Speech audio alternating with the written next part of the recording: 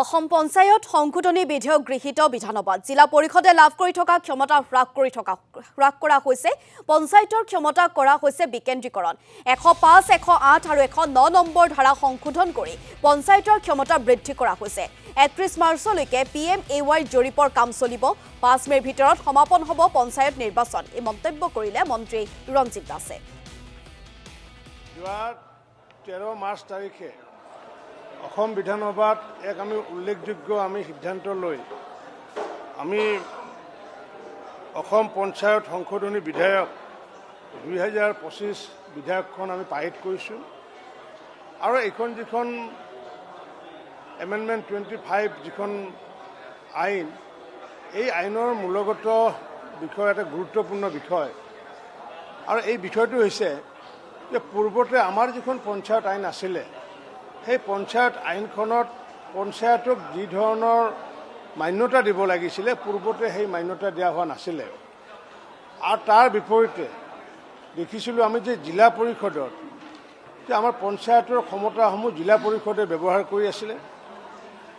আৰু পূৰ্বতে এনেকুৱা কৰি আছিলে যে আমাৰ যিহেতু দেখিছোঁ আমি গাঁৱে ভূঞে বিভিন্ন ঠাইত আমাৰ হাট বজাৰ আছে সেয়া দৈনিক হাট বজাৰে হওক বা সাপ্তাহিক হাট বজাৰে হওক বা বিভিন্ন ধৰণৰ ঘাট আছে নদী যেতিয়া পাৰ হ'বলগীয়া ফেৰীৰ কাৰণে ঘাট আছে তেনেকুৱা ঘাট হাট বজাৰ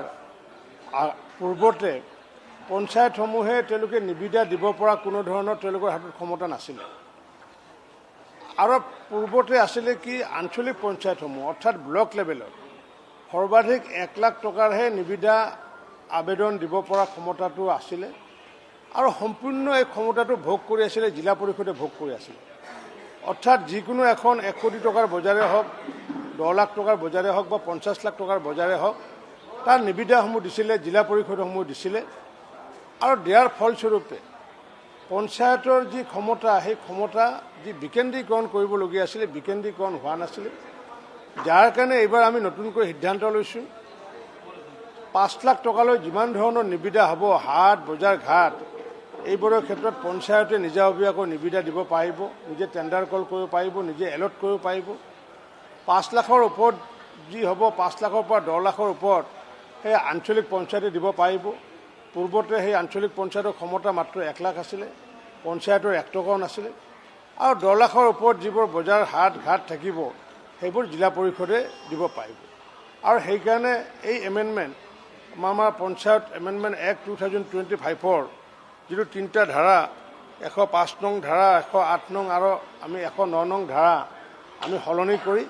আমি পঞ্চায়তক অধিক ক্ষমতা আমি অৰ্পণ কৰাৰ ব্যৱস্থা কৰিছোঁ আৰু এই ব্যৱস্থা এইকাৰণে কৰিছোঁ এইবাৰ যিহেতু পঞ্চায়তত যিহেতু ৰাজনীতিমুক্ত পঞ্চায়ত হ'বগৈ তাত যিহেতু কোনো দলীয় প্ৰাৰ্থী নাথাকিব বা দলীয় প্ৰতীক যিহেতু নাথাকিব যে সমাজৰ সৰ্বজন গৃহীত যিহেতু প্ৰাৰ্থী যিহেতু পঞ্চায়তত থাকিব আৰু সেই পঞ্চায়তত থকা নৱনিৰ্বাচিত সদস্যসকলে বা সভাপতিসকলে যাতে তেওঁক বিত্তীয় ক্ষমতা দি সন্মান যাতে প্ৰদৰ্শন কৰিব পাৰোঁ তাৰ কাৰণে আমি এই 105 নং আৰু 8 নং আৰু 3 নং ধাৰা আমি সলনি কৰি জিলা পৰিষদৰ পৰিৱৰ্তে পঞ্চায়তক অধিক আমি ক্ষমতা আমি অৰ্পণ কৰিছোঁ এই আইনখন